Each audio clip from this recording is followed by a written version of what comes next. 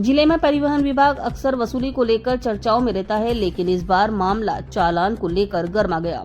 Social media पर एक audio तेजी से वायरल हो रहा है, जिसमें चित्तौड़गढ़ विधायक चंद्रभान सिंह आकिया और आरटीओ इंस्पेक्टर सुशील उपाध्याय के बीच बातचीत का बताया जा रहा है मामला। हालांकि इस वायरल ऑडियो की आधिकारिक पुष्टि अभी तक नहीं हुई है। वायरल ऑडियो में एक व्यक्ति खुद को रविंद्र भूतड़ा बताते हुए आरटीओ अधिकारी से विधायक की गाड़ी का चालान काटने की बात करता है।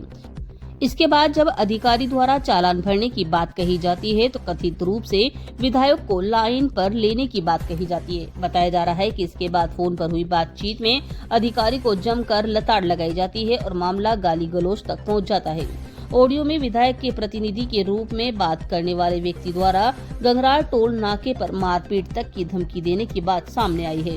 हालांकि हमारा चैनल इस वायरल ऑडियो की पुष्टि नहीं करता, लेकिन इस घटना के बाद जिले की राजनीति और प्रशासनिक हलकों में चर्चा तेज हो गई है। चित्तौड़गढ़ में जनप्रतिनिधियों और अधिकारियों के बीच तीखी बातचीत के मामले पहले भी सुर्खियों में रह चुके हैं। इससे पहले बेगू विधानसभा के विधायक राजेंद्र सिंह विधुड़ी और थाना अधिकारी संजय गुर्जर के बीच कथित गाली गलौज का मामला भी काफी चर्चाओं में रहा था।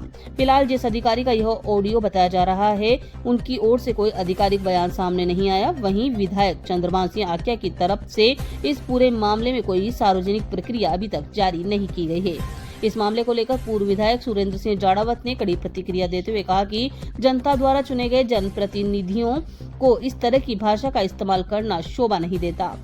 उन्होंने कहा कि यदि वायरल ऑडियो सही है तो जिस तरह से परिवहन विभाग के इंस्पेक्टर सुशील उपाध्याय को धमकाते हुए अभद्र भाषा और गाली गलौज की गई है, वह बेहद ही अशोभनीय है और लोकतांत्रिक मूल्यों के खिलाफ है। चित्तौड़गढ़ से संवाददाता गोपाल चतुर्वेदी की खास रिपोर्ट। विधायक होते हुए वो संसदीय सचिव भी रहे, कांग्रेस के विधायक थे, लेकिन उन्होंने कोई रियायत या किसी तरह का उन्होंने अपने इसमें हस्तक्षेप करना नहीं समझा और पुलिस ने पुलिस की कार्रवाई की, कानून ने कानून की कार्रवाई और न्यायपालिका ने उनको जो सजा दी उनको भुगतनी पड़ी। एक तरफ तो वो सरकार और एक तरफ इस तरह के बेलगाम जो विधायक हैं वो इस तरह की भाषा को उपयोग कर रहे हैं। तो आम जो कर्मचारी, ये तो उनकी हिम्मत है कि ऑडियो वायरल हो गया, बाकी रोज के घटनाक्रम सुनते हैं कि कभी किसी थाने में फ़ोन करके धमकाते हैं, कभी तहसील में फ़ोन करके, मतलब उनका रूटीन है। मैं सुशील उपाध्याय को उनको सुरक्षा प्रदान करनी चाहिए। हो सकता है उनके साथ कोई घटनाक्रम जो वो रहते हैं अपने सड़क के ऊपर, रात को भी उनकी अपनी ड्यूटी लगती है, दिन की भी ड्यूटी लगती है, और वो गलत कर रहे हैं तो उनको सस्पेंड कराओ ना। अगर वो करप्शन कर रहे हैं तो सस्पेंड कराओ। वो अगर आपसे पैसा मांग रहे हैं कि साहब मैं आपका चालान बनाया, मैं पैसा तो आप निलंबित करो। तो मैं इसकी बहुत कटु आलोचना करता हूँ, भर्त्सना करता हूँ, और ऐसे जनप्रतिनिधि अपने भाषा को सुधारें। कर्मचारी एक हाथ होता है, कार्यकर्ता अगर एक हाथ है तो कर्मचारी भी एक हाथ है, जब जाकर के राज्य का प्रशासन और शासन चलता है। सर पूर्व में भी देखिए, अगर कोई कार्रवाई की मांग करता तो कार्रवाई होती, डेफिनेट कार्रवाई। मैं आपको बता रहा हूँ ना कि बहुत बड़ा उदाहरण गिरिराज सिंह मलिंगा का है कि उन्होंने जो न्यायालय में भी पेश नहीं हुए विधुड़ी जी।